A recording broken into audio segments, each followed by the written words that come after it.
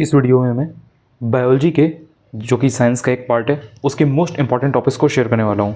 अगर आप एक्चुअल में पीवाईक्यू को एनालाइज करेंगे तो आप पाएंगे कि साइंस में, बायोलॉजी में कुछ पर्टिकुलर टॉपिक्स होते हैं, कुछ सेक्शंस होते हैं जहाँ से क्वेश्चन पुट होते हैं, कुछ थीम होती है, कुछ पर्टिकुलर टॉपिक्स हैं जिनसे बार बार क्वेश्चंस रिपीट होके आते हैं उन्हीं से रिलेटेड। तो उन टॉपिक्स को आपको ढंग से तैयार करना होता है। इसीलिए आपको ये रिकमेंड किया जाता है कि आप जो घटना चक्र का पूर्वावलोकन है, जो कंपाइलेशन है, उसको ज़रूर तैयार करें। और कुछ कुछ जो टॉपिक्स और इम्पॉर्टेंट हैं उससे रिलेटेड फैक्ट्स या उसकी कुछ चीज़ें, उसका जो कॉन्सेप्ट है, उसको आप ल्यूसेंट की जो बुक आती है साइंस की पर्टिकुलरली, उसको भी तैयार कर लें। अगर आप घटना चक्र को नहीं भी करते हैं, सिर्फ और सिर्फ ल्यूसेंट की बुक करते हैं तो भी आपका काम बन जाएगा। लेकिन अगर आपके पास समय कम है और आपको अच्छे से रिवाइज करना है and at least more than average questions को बनाना है साइंस के अंदर, स्पेशली बायो के अंदर, क्योंकि बायो के क्वेश्चंस ज़्यादा आते हैं साइंस में in comparison to physics and chemistry, तो आपको घटना चक्र पढ़ना चाहिए और ल्यूसेंट को आप फिल्टर करके पढ़ सकते हैं। अगर आप ल्यूसेंट को नहीं पढ़ेंगे तो ये है कि आप घटना चक्र पढ़ने के बाद आप मोर देन एवरेज कर ले जाएंगे, बट आपके सारे क्वेश्चन नहीं बनेंगे। कुछ कुछ क्वेश्चन थोड़ा सा इन डेप्थ आ जाते हैं कभी कभी, वो आपको ल्यूसेंट से ही तैयार करने पड़ते हैं। कौन कौन से इंपॉर्टेंट टॉपिक हैं देखिए। सबसे पहले वैक्सीन कोरोना, आपको पता है कि कोरोना वायरस जब से पूरा रहा था, पैंडेमिक रही थी, तो उसकी वजह से जो वैक्सीन का पूरा जो टॉपिक है ये बहुत इंपॉर्टेंट हो गया है। तो इससे रिलेटेड जो भी बेसिक चीज़ें हैं वो आपको पता होनी चाहिए।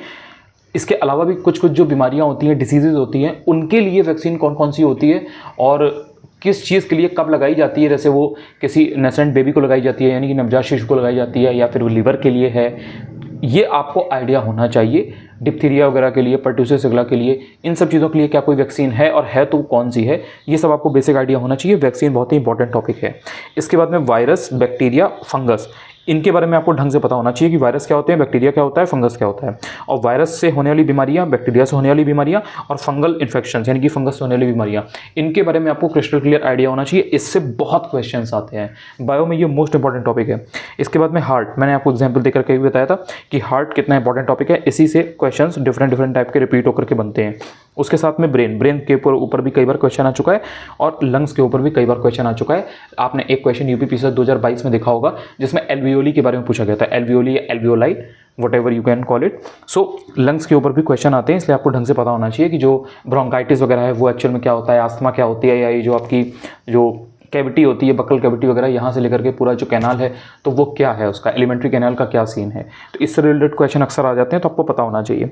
इसके बाद में पैनक्रियास, तो पैनक्रियास में कौन कौन से हार्मोन होते हैं, वो उससे सिक्रीट होते हैं, क्या पैनक्रियास का रोल है, मिक्स्ड ग्लैंड कौन सी है, तो ये सब पैनक्रियास से रिलेटेड जो बेसिक क्वेश्चंस हैं ये आपको पता होना चाहिए। जैसे आइलेट्स ऑफ लैंगरहैंस है, तो इंसुलिन हो गया, इंसुलिन हार्मोन हो गया, तो उससे रिलेटेड जो बेसिक चीज़ें हैं वो आपको आइडिया होना चाहिए। उसके बाद में विटामिन्स के ऊपर डायरेक्ट क्वेश्चंस आते हैं। अगर आप 1-2 साल पहले के यूपीपीसीएस के पेपर पिक करोगे तो आप देखोगे कि 3 क्वेश्चन एक ही पेपर में आ रहे थे, सिर्फ और सिर्फ विटामिन्स के ऊपर।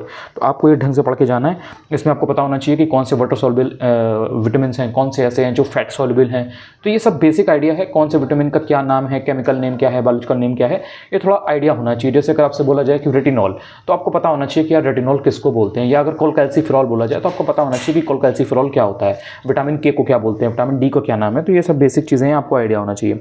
देन हार्मोन्स में जो बेसिक हार्मोन है वो आपको मालूम होना चाहिए। जैसे इंसुलिन है, मैंने आपको भी बताया था। देन थायराइड ग्लैंड से थायराइड हार्मोन है, तो वो आपको आइडिया होना चाहिए। देन पिट्यूटरी ग्लैंड है, तो उसका क्या रोल है, कहाँ पे होती है, क्या है, बेसिक फंक्शंस आपको मालूम होने चाहिए। तो जो भी बेसिक हार्मोन है, मोस्ट इंपॉर्टेंट हार्मोन जो होते हैं उनका आपको मालूम होना चाहिए। जैसे टेस्टोस्टेरोन हो गया, मेल सेक्स हार्मोन है या फीमेल सेक्स हार्मोन है, तो इन सब का आपको थोड़ा थोड़ा एक पता होना चाहिए कि अच्छा प्रोजेस्टेरोन है तो उसका क्या रोल होता है, और इससे संबंधित जो भी चीज़ें हैं समझ गए होगे आप, आई थिंक, कि हार्मोन में आपको किस तरह से टैकल करनी है चीज़ें। इसके अलावा मेन मेडिकल साइंस में, ट्रीटमेंट में जो भी इक्विपमेंट यूज़ होते हैं, जैसे अगर मान लीजिए आपको बोला जाए कि आपको जो हार्ट रेट वगैरह है इसको आपको मापना है, या नर्व्स वगैरह को मापना है, जैसे बीपी है, किसी का बीपी चेक करना है, तो उसके लिए कौन सा इक्विपमेंट यूज़ होता है, और कार्डियोलॉजी डिपार्टमेंट में जो कैथ लैब वगैरह होती हैं तो उसका क्या होता है, ये सब क्वेश्चंस आए हुए हैं। तो इसके लिए आपको थोड़ा थोड़ा देखना है कि अच्छा क्या होता है। जैसे कि एमआरआई होता है, तो एमआरआई किससे होता है, एक्सरे के ऊपर थोड़ा सा देख लीजिए, और एक दिमाग के लिए होता है, यानी कि ब्रेन के लिए एक होता है, तो उसके लिए आपको देख लेना है कि उसके लिए कौन सा इक्विपमेंट यूज़ होता है। तो वो 4 हैं बेसिकली। जैसे ये आपका ईसीजी होता है ना, इसी तरीके के 4 हैं, एक दिमाग के लिए होता है, एक हार्ट के लिए होता है, 2 और होते हैं। तो वो आपको मैच द फॉलोइंग में अक्सर पूछ लिया जाता है, रिपीट होता है, तो वो आपको देख लेना है। इसके बाद में यूट्रोफिकेशन क्या होता है, यानी कि सुपोषण। इसके अलावा बीओडी यानी कि बायोलॉजिकल ऑक्सीजन डिमांड, इसी के साथ में एक कॉन्सेप्ट एसोसिएटेड होता है, दैट इज COD यानी कि chemical oxygen demand, you should know that. इसके बाद में इंपॉर्टेंट डेज, जैसे कि जो मेन बीमारियां हैं, जैसे अगर हेपेटाइटिस है या थायराइड है या डायबिटीज़ है, तो इनसे related important days you should know. जैसे कि डायबिटीज़ है तो डायबिटीज़ डे कब मनाते हैं? 14 नवंबर को, जब जवाहरलाल नेहरू जी का जन्मदिन होता है। तो इस तरह से आपको जो मेन बीमारियां हैं, जैसे थायराइड है तो थायराइड का कब होता है? 25 मई को होता है कि कभी और होता है, ये आपको पता होना चाहिए। हेपेटाइटिस है तो हेपेटाइटिस के लिए यानी कि लीवर के लिए 28 जुलाई को होता है, तो आपको आइडिया होना चाहिए कि अच्छा एग्जैक्टली कब है। तो इस तरह से जो मेन बीमारियां हैं उनसे रिलेटेड जो इंपॉर्टेंट डेज होते हैं वो भी कई बार आ जाता है, तो आपको एक आइडिया होना चाहिए। इसके बाद में एग्रीकल्चरल रिवोल्यूशंस, ठीक है, इसमें किस फील्ड का कौन सा है? जैसे ग्रीन रिवोल्यूशन है तो वो उसको क्या बोलते हैं, वो किस फील्ड के लिए है? अगर ब्राउन रिवोल्यूशन है तो किसके लिए है? फर्टिलाइज़र के लिए कौन सा है? ऑयल के प्रोडक्शन के लिए कौन सा है ना? तो इस तरीके की जो बेसिक चीज़ें हैं वो आपको आइडिया होना चाहिए कि कौन सा रिवोल्यूशन किस चीज़ से रिलेटेड है और उसमें मेन इंसान कौन एसोसिएटेड था। देन उसके बाद में वर्म जो होते हैं, आपने देखा होगा फ्लैट वर्म होते हैं, राउंड वर्म्स होते हैं, तो ये सब जो इस टाइप के जो होते हैं नीमेटोड वगैरह, इनके बारे में आपको देखना है। जैसे फाइलेरिया है या राउंड वर्म है, तो इनके बारे में आपको आइडिया होना चाहिए कि ये कौन सी बीमारी कॉज करते हैं, क्या इनका फैक्टर, जो इनका वेक्टर होता है वो क्या होता है। तो ये आपको अगर आइडिया है तो आप देखोगे कि आपके क्वेश्चन बन जा रहे हैं। इनसे रिलेटेड एक क्वेश्चन जरूर पूछा जाता है। ये काफ़ी बेसिक होता है, लेकिन आपको अगर थोड़ा बहुत भी आइडिया है तभी कर पाओगे, वरना आप नहीं कर पाओगे। उसके बाद में डेंगू, आपने देखा होगा डेंगू के ऊपर हर साल एक क्वेश्चन आ जाता है। कहीं ना कहीं ऑप्शन में डेंगू या तो होगा या डेंगू के ऊपर पूछा जरूर होगा, या तो जो मच्छर है वो पूछ लिया गया होगा या फिर एक्चुअल में डेंगू के बारे में कुछ पूछा होगा।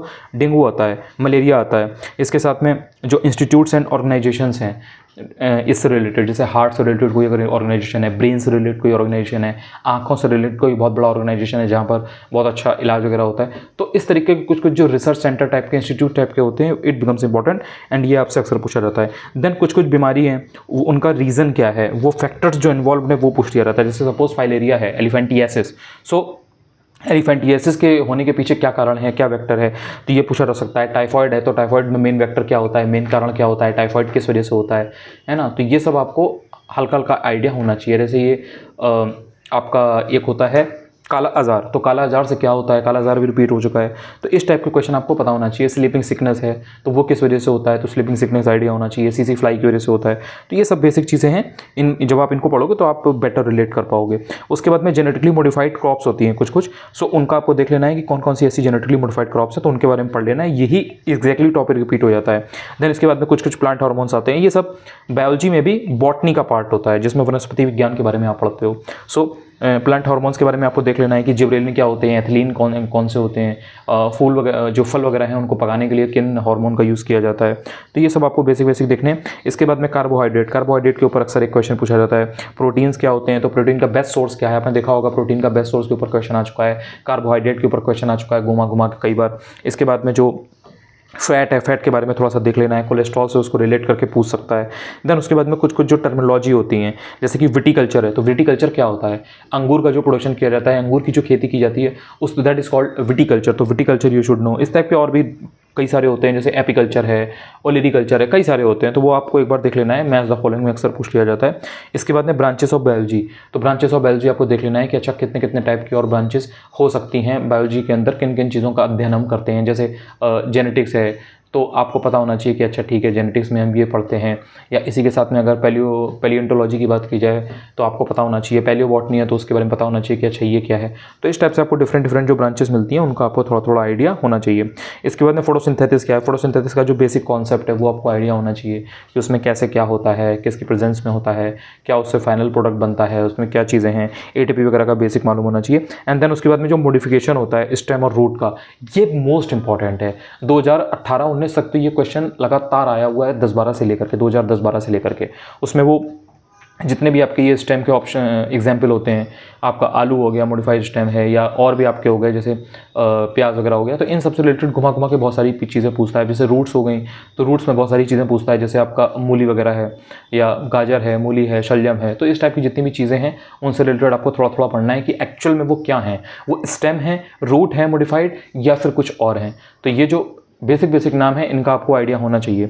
इसके बाद में कुछ जो फ्रूट्स होते हैं तो उनमें पूछ लेता है कि ये ट्रू फ्रूट्स है या फॉल्स फ्रूट है, तो उसमें आपको आइडिया होना चाहिए कि अगर बेरीज़ हैं या सेब है, लीची है या बनाना है या एप्पल है, तो ये एक्चुअल में किस टाइप के फ्रूट हैं। ये आपने देखा होगा, ये क्वेश्चन पहले बहुत रिपीट होता था, अब नहीं आता है, लेकिन ये इंपॉर्टेंट बहुत है, कभी भी पूछा जा सकता है। तो ये कुछ बायोलॉजी के मोस्ट इंपॉर्टेंट चीज़ें थी, इनको अगर आपने तैयार कर लिया तो आपका पूरा बायोलॉजी का जो मोटा सिलेबस है तैयार हो जाता है। एंड 95% क्वेश्चन इसी से आते हैं। मतलब अगर आपके 7 से 8 क्वेश्चन अगर बायोलॉजी के अंदर आ रहे हैं तो आपके 5-6 इसी से आ जाते हैं। तो ये तरीका होता है कम समय में चीज़ों को तैयार करने का। आपके पास अगर बहुत ज़्यादा टाइम है, फ्री टाइम है और इतना स्पेस है आपके पास कि हर चीज़ पढ़ पाएँ, तो फिर आप ठीक है कोई भी स्टैंडर्ड बुक लेकर के पहले पेज से लेकर के 400 पेज तक पढ़िए 5-6 क्वेश्चन के लिए। लेकिन जो स्मार्ट इंसान होता है वो कम समय में ज़्यादा आउटपुट निकालता है, तो वो अपने एफर्ट्स को ऐसे ही मैक्सिमाइज करता है। आई होप आपको इस वीडियो से काफ़ी क्लैरिटी मिली होगी एंड आपको समझ में आया होगा कि एक्चुअली साइंस को किस तरह से टारगेट करना है एंड बायो के क्वेश्चंस को कैसे डील करना है। अगर आप ये वीडियो पहली बार देख रहे हैं, अगर आप चाहें तो चैनल को सब्सक्राइब भी कर सकते हैं, अगर आप चाहें तो टेलीग्राम पर भी ज्वाइन कर सकते हैं।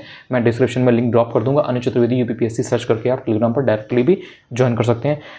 आई होप कि आपने ये वीडियो यहाँ तक देखा होगा, आपको काफ़ी इससे हेल्प मिली होगी। Thank you so much, bye bye.